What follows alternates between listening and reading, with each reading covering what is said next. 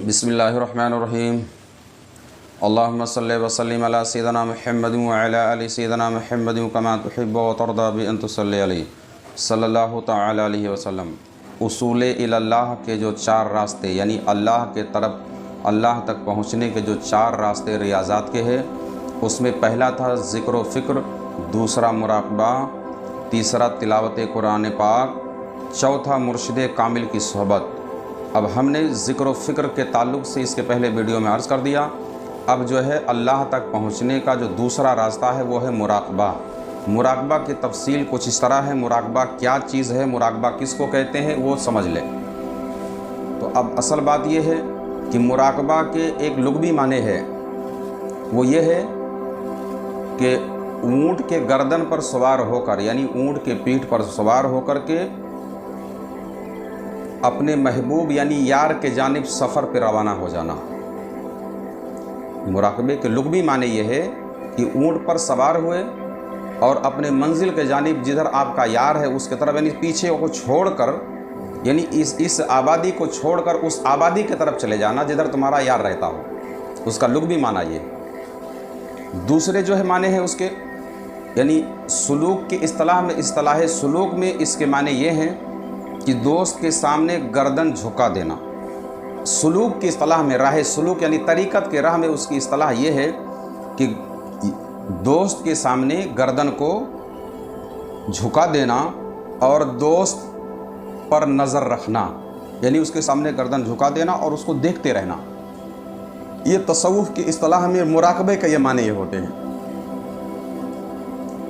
मुराक़बा लफ्ज़ रकीब से निकला है और रकीब के माने निगहबान के हैं, यानी किसी चीज़ को देखते रहना, ताड़ते रहना, तकते रहना। रकीब के एक माने सौतन के भी होते हैं, है ना। तो अब इसके मानी से ही, इसकी अल्फाज के मायने से ही आप इसके अमल का अंदाज़ा कर सकते हैं कि अब क्या तकते रहना, क्या चीज़ है जिसको तका जाए। अब इसके मानी की रूह से ये है, मुराक़बा ये है कि दिल से यानी दिल को गैर हक यानी अल्लाह के सिवा जो कुछ है, बात समझ रहे हैं, यानी दिल को गैर हक से निगहबानी करना, यानी अपने दिल के अंदर अल्लाह के सिवा कुछ भी नहीं आने देना, उसी पे नज़र रखना कि कोई चीज़ आने ना पावे। अगर कोई चीज़ रहे तो जिसको हम चाह रहे हैं वो उसमें रहे, ये हुआ मुराक़बा। अब ख़ानदान चिश्त अहले बहिश्त के मशाइखीन रिज़वानुल्लाहि ताला अलैहिम अजमईन फरमाते हैं कि मुराक़बा के लिए, मुराक़बा किन हालात में किया जाए। मुराक़बा के लिए सुकून और तन्हाई ज़रूरी है। मुराक़बे के लिए सुकून और तन्हाई ज़रूरी है। जब तक दिल दुनिया से निकल कर, जब तक ये दिल दुनिया से निकल कर खुदा की तरफ रुजू ना होगा, मुराक़बा का फ़ायदा हासिल नहीं होगा। तो मुराक़बे के लिए दुनिया, दिल का दुनिया से निकाल कर हक़ के जानिब, अल्लाह के जानिब मुड़ जाना और उसी पर निगहबानी करना, ये हुआ मुराक़बा। अब ये होता हासिल कैसे होगा, उसकी तरतीब क्या है, उस पर हम आपको आते हैं। जो असल बात यह है, क्योंकि मुरीद इब्तदा में हिजाबात में रहता है। जैसे एक बंदा नया नया मुरीद हुआ, अभी सुलूक के राह में आया ही, कदम ही रखा है, तो उस पर बहुत हज़ारों हिजाबात उस पर पड़े होते हैं, हज़ारों पर्दे उस पर पड़े होते हैं और अचानक अल्लाह की तरफ रुजू नहीं हो पाता वो बंदा, चूँकि हज़ार पर्दे उसके और रब के दरमियान पड़े होते हैं। तो वो चाहे कि अचानक मैं उसकी तरफ रुजू हो जाऊँ तो नहीं रुजू हो पाता है वो। इसलिए ना कि एक ख़ास आदमी मुराक़बा बहुत जल्दी कर लेता है और एक आम आदमी नहीं कर पाता है। उसकी वजह होती है कि अभी इसका आदी नहीं हुआ है, इसके और हक़ के दरमियान हज़ारों पर्दे पड़े हुए हैं।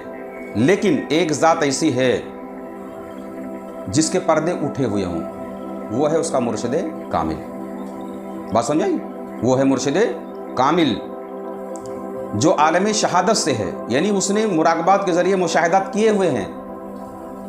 मुराक़बा के ज़रिए उसने मुशाहिदा किया हुआ है, बहुत सारी मंजिलें तय किया हुआ है, बहुत सारी चीज़ें देखा हुआ है। आपके मुकाबले वो आगे आपसे बढ़ा हुआ है। इसलिए सालिक को शुरू में, यानी जो मुराक़बा शुरू करता है, तो उसके लिए शुरू में अपना दिल पीर के तरफ रखना चाहिए। क्या करना चाहिए, अपने दिल को अपने पीर के जानिब लगाए, यानी अपने दिल में अपने पीर को पहले वो देखे। बात समझ में आई, चूँकि वो मुशाहिदात किया हुआ है। तुम डायरेक्टली अल्लाह तबारक व तआला कि किसी तसव्वुरात में आप डूब नहीं सकते, उसका मुराक़बा नहीं कर सकते। तो सबसे पहले किसका मुराक़बा आपको करना है, मुराक़बा पीर, یعنی اپنے پیر کا مراقبہ کرنا ہے، یعنی اپنے پیر کو اپنے دل میں پہلے دیکھنا ہے۔ اس کی تفصیل انشاءاللہ تعالی ہم آگے بتائیں گے۔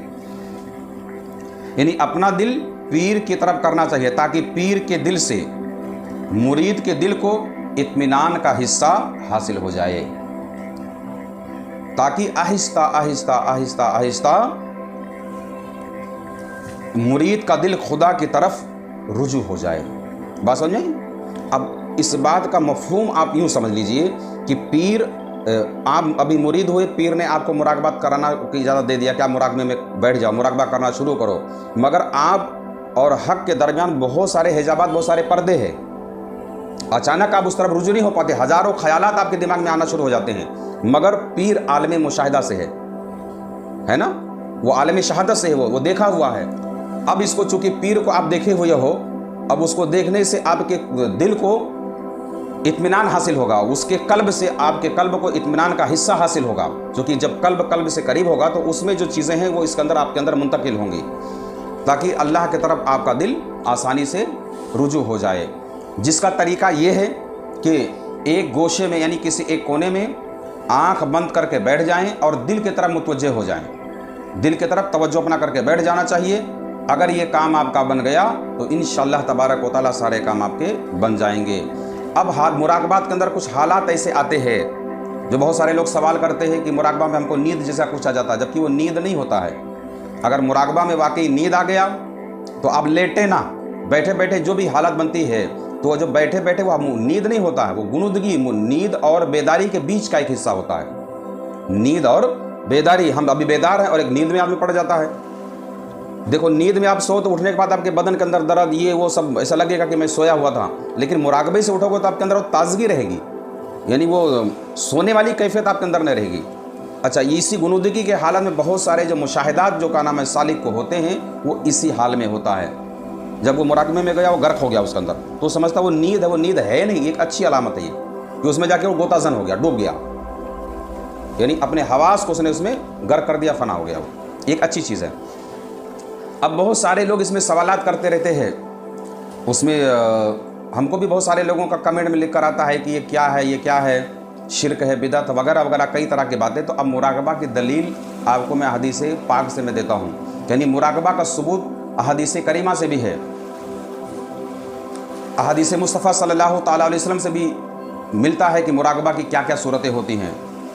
ایک حدیث مسلم شریف میں ہے جس کو حدیث جبرائیل بھی کہا جاتا ہے، کہ جبرائیل علیہ السلام کے ذریعے باتیں ملی، جس کے راوی حضرت عمر فاروق اعظم ہے۔ کون ہے؟ عمر فاروق اعظم رضی اللہ تعالیٰ عنہ۔ مفہوم اس حدیث کا کچھ اس طرح بنتا ہے، سرکار فرماتے ہیں صلی اللہ تعالیٰ علیہ وسلم کہ اللہ کی عبادت تم اس طرح کرو جیسے تم اللہ کو دیکھ رہے ہو، اللہ کی عبادت ایسے کرو جیسے تم اللہ کو دیکھ رہے ہو۔ اب یہ دوسرا جو حکم ہے کہ اگر ایسا نہ ہو سکے تو یہ خیال کرو کہ اللہ تم کو دیکھ رہا ہے۔ اب مراقبے میں بھی ہم اللہ کو، اس کے تجلیات کو دیکھنے کی کوشش کرتے ہیں نا، تو اب سرکار دو عالم صلی اللہ علیہ وسلم فرماتے ہیں کہ تم اللہ کی عبادت ایسے کرو جیسے تم اللہ کو دیکھ رہے ہو۔ اب کون شخص ہے جو اس حدیث پاک کا منکر ہو سکتا ہے، یا وہ کوئی دوسری عبادت لا کے بتا دے جس میں اللہ کو دیکھنے کا کوئی صورت پیدا ہوتی ہو؟ بات سمجھ آئی؟